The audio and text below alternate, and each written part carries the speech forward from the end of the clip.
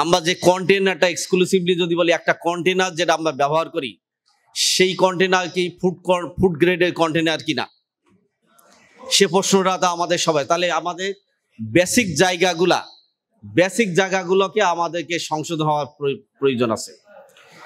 যেভাবে আমরা মধু হারভেস্টিং করি সেই মধুটা কি যথাযথ মানের কিনা, কেন আমি সুপার বক্স ব্যবহার করতে পারি না, অনেকেই অনেক প্রশ্নের উত্তর দিবেন।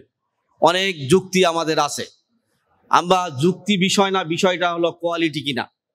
এই কোয়ালিটি যদি এনশিওর না করি, যারা আজকে প্রসেসিং করবেন মধু, তারা কিভাবে কোয়ালিটি এনশিওর করবেন? যদি কোয়ালিটি উৎপাদন আমি না করতে পারি, তাহলে প্রসেসিং এ যেয়ে কিভাবে কোয়ালিটি আপনি এনশিওর করবেন? হানিরাজ কাজ করে যাচ্ছে বাংলাদেশের মধুকে কিভাবে প্রত্যেকটা মানুষের ঘরে নিরাপদ খাদ্য হিসেবে পৌঁছানো যায়। মধু বলি, মধু নীতি বলি, মধু পলিসি বলি, আর মৌ চাষ পলিসি বলি, এই ধরনের একটা সমন্বিত কিছু খুব শীঘ্রই হবে বলে আমার দৃঢ় বিশ্বাস, যেটার কার্যক্রম কৃষিকে একটা ওয়ার্কশপ হয়, সেই ওয়ার্কশপে এই বিষয়টা অত্যন্ত গুরুত্ব সহকারে উপস্থাপিত হয়েছে। ইংলিশে ময়েশ্চার, এটা যদি কন্ট্রোল করে মধুকে হারভেস্ট করতে পারি, তাহলে যত সমস্যা আছে সেই সমস্যার 60 থেকে 70% সমাধান এমনি হয়ে যাবে। সেই পরিমাণটা কি? অবশ্যই 20-এর নিচে। ময়েশ্চারের পরিমাণ 20-এর নিচে, 18 হলে আরো ভালো। এটা ডিপেন্ড করবে বিভিন্ন পরিবেশ পরিস্থিতির উপর।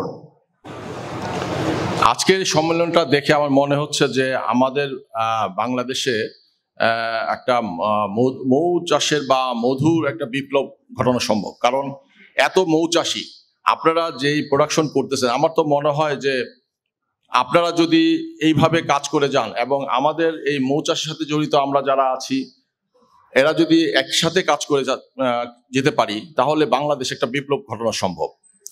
যে আপনারা আমাদেরকে মধুটা ভেজাল মধু দেবেন না, আমাদের স্বাস্থ্যসম্মত মধু দিবেন। কারণ এই মধুটা কিন্তু খুবই পুষ্টিকর জিনিস, যেটা আমাদের, যদি আমরা বলি যে আমাদের যে ছেলেমেয়েরা আছে যারা, এবং শুধু ছেলেমেয়ে না, বয়োবৃদ্ধ বা আমরা সবারই কিন্তু আমাদের মধুটা দরকার। কারণ মধুর মধ্যে এমন পুষ্টি গুণাগুণ আছে যেগুলো শুধু তাই নয়, সেখানে কিছু ঔষধি গুণ আছে যা দিয়ে আমরা অনেক রকমের রোগ থেকে আমরা মুক্তি লাভ করতে পারি। কিন্তু এখন এই মধুটাই যদি আমার ভেজাল হয়ে যায়, তাহলে তো আমি কোথায় যাব বা কিভাবে আমরা সেক্ষেত্রে পরিত্রাণ পাবো?